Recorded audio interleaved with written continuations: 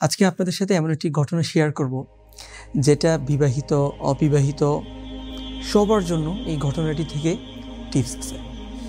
তো কেন আপনাদের সামনে ঘটনাটি শেয়ার করছি, ঘটনাটি দাম্পত্য জীবন রিলেটেড। এর কারণ হলো বর্তমান সময়ে দাম্পত্যের সম্পর্ক সবচেয়ে বেশি ভঙ্গুর অবস্থায় আছে। যেই সম্পর্কটা হওয়ার ছিল ভালোবাসা, কেয়ারিংয়ের, সেখানে এই সম্পর্কটা হয়ে গেছে মারামারি আর তুই তোকারি। একজন আরেকজনকে সহ্য করতে পারে না। দাম্পত্য বর্তমান সময়ে সবচেয়ে বড় অশান্তির নাম। এই অশান্তির সাথে যুক্ত হয়েছে ভারতীয় টিভি সিরিজগুলোর অভিশাপ, এবং সেটাকে ফলো করে বাংলাদেশের কিছু মিডিয়া ঠিক সেই ধরনের কন্টেন্ট, মুভি, সিনেমা প্রডিউস করছে।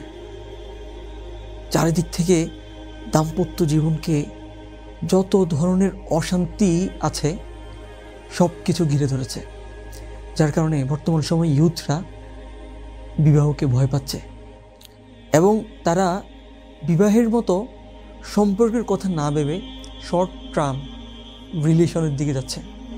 বর্তমান সময়ে ইউথরা দাম্পত্যের এত ধরনের অশান্তি দেখে বিবাহের কথা না ভেবে শর্ট টাইম রিলেশনের দিকে ঝুঁকছে, এবং এটাকে তারা নিরাপদ মনে করছে।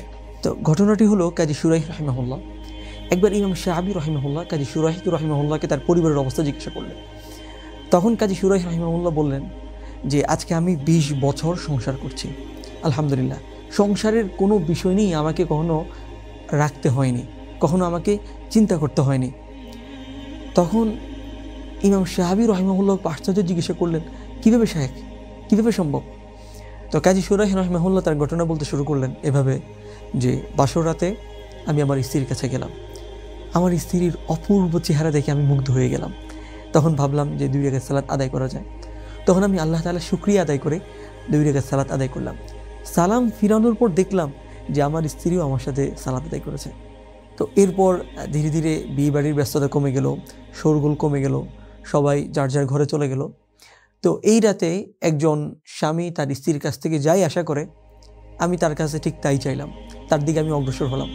তখন আমার স্ত্রী আমাকে থামিয়ে দিল, বলল যে হে আবু উমাইয়া, একটু থামুন। তারপর আমার স্ত্রী আল্লাহ তাআলা শুকরিয়া আদায় করে বলতে শুরু করলো যে হ্যাঁ আবু উমাইয়া, আমি আপনার নিকট একজন অপরিচিত মেয়ে। আমি আপনার পছন্দ, রুচি, যৌক ইত্যাদি কিছুই জানি না। আপনি আপনার পছন্দনীয় বিষয়গুলো আমাকে বলুন, যেন আমি সেটা মেনটেন করতে পারি। আর আপনার অপছন্দনীয় বিষয়গুলো আপনি আমার সাথে শেয়ার করুন, যেন আমি তা বর্জন করতে পারি।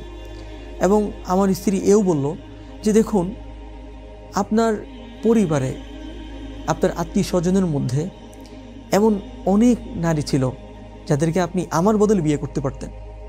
ইভেন আমার আত্মীয় স্বজনের মধ্যেও এমন অনেক পুরুষ ছিল যারা আমার স্বামী হওয়ার উপযুক্ত ছিল, কিন্তু আল্লাহ তাআলার ফায়সালা ছিল ভিন্ন। আল্লাহ তাআলা আমাকে আপনার জন্য রেখে দিলেন, আপনি আমার জন্য হয়ে গেলেন। সুতরাং আপনি আমাকে যেভাবে রাখবেন আমি ঠিক সেইভাবে থাকবো। আপনি যদি আমাকে ভালোভাবে রাখেন, সুন্দরভাবে রাখেন, কেয়ারিংয়ের সাথে রাখেন, তাহলে সেটা রাখতে পারবেন। আর যদি চান তাহলে আপনি আমাকে বিদায় করে দিতে পারেন। এতটুকু বলে কাজী শুরাইহ রাহিমাহুল্লাহ একটু থামলেন।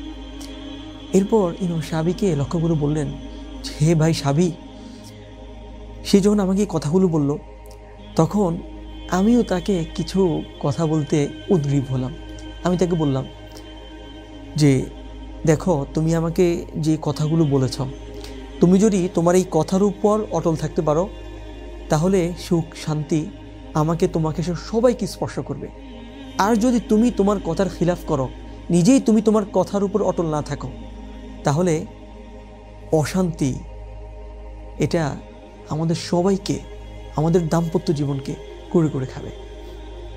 এরপর সে আমার কাছে জানতে চাইল যে শ্বশুর বাড়ির লোকেরা আমাদের বাড়িতে আসার ব্যাপারে আমার মতামত কী। তখন আমি বললাম যে শ্বশুর বাড়ির লোকেরা আমাদের বাড়িতে এসে বারবার বিরক্ত করুক, এটা আমি পছন্দ করি না। এরপর সে আমার কাছে জানতে চাইল যে কোন কোন বাড়ির লোকদেরকে আপনার বাড়িতে আসা পছন্দ করেন, আর কাদের ব্যাপারে আপনার অপছন্দ রয়েছে। তখন আমি বললাম যে অমুক বাড়ির লোকেরা চাইলে আসতে পারে, আমি তাদেরকে পছন্দ করি। আর অমুক বাড়ির লোকেরা এই বাড়িতে আসা আমি পছন্দ করি না। এইভাবে আমি তাকে আমার পছন্দ অপছন্দ সব কিছু জানিয়ে দিলাম এবং তার পছন্দ অপছন্দ বিষয়গুলো আমি নিজেও জেনে নিলাম। এইভাবে আলহামদুলিল্লাহ আমাদের দাম্পত্যের প্রথম বছরটি খুব আনন্দের সাথে কেটে গেল। দাম্পত্যের দ্বিতীয় বছরে আমার শাশুড়ি আম্মা আসলো, এসে আমাকে জিজ্ঞাসা করলো যে তুমি আমার মেয়েকে তোমার জীবন সঙ্গিনী হিসেবে কেমন পেয়েছ? তখন আমি বললাম যে আলহামদুলিল্লাহ আমি খুব কল্যাণময়ী পুণ্যবতী একজন স্ত্রী পেয়েছি। তখন তিনি আমাকে এমন একটি নসিহা করেছেন যেটা আমার সারা জীবন মনে থাকবে। তিনি বলেন যে হে আবু উমাইয়া, তুমি কি জানো মেয়েরা কোন দুটি অবস্থায় সবচেয়ে খারাপ পরিস্থিতিতে থাকে? তখন আমি বললাম না। তখন তিনি বললেন যে নাম্বার 1, যখন সে সন্তান প্রসব করে। নাম্বার 2, যখন মেয়েরা অত্যাধিক স্বামী থেকে প্রশ্রয় পায়। এই দুই অবস্থায় নারীরা সবচেয়ে খারাপ অবস্থায় থাকে। এরপর শাশুড়ি আম্মা বললেন যে হে আবু উমাইয়া, আল্লাহর কসম, একজন পুরুষের জন্য অধিক প্রশ্রয় পাওয়া স্ত্রী, অধিক আদর সোহাগ পাওয়া স্ত্রীর চেয়েও অনিষ্টিকর আর কিছুই নেই। সুতরাং যখনই প্রয়োজন পড়বে তাকে আদব শিক্ষা দিবে, তাকে শুধরাবে। এরপর কাজী সুরাইহ রাহিমাহুল্লাহ বলেন যে আমি আমার সেই প্রিয়তমা স্ত্রীর সাথে 20 বছর সংসার করেছি। এই সময়টাতে সে কখনো এমন কোনো কাজ করেনি যেটা আমি অপছন্দ করতে পারি। হ্যাঁ, একবার আমি তার কোনো একটা কাজ অপছন্দ করেছিলাম, পরে আমি বুঝতে পারলাম যে ভুলটা আমার পক্ষ থেকেই ছিল। আল্লাহ তাআলা তাদের প্রতি রহম করুন। প্রিয় ভাই বোন, ঘটনাটা আমি এখানে শেষ করছি। দেখুন, বর্তমান সময়ে দাম্পত্য জীবন 20 বছর না, 20 মাসও না, 20 দিনও টিকে না। তারা একে অপরের প্রতি এতটা টক্সিক হয়ে যায়। আল্লাহ তাআলা দাম্পত্য জীবনের এই যে জার্নি, সেই জার্নিটা খুব সুন্দরভাবে সফলভাবে সাকসেসফুলি শেষ করার তৌফিক দিন। আমিন।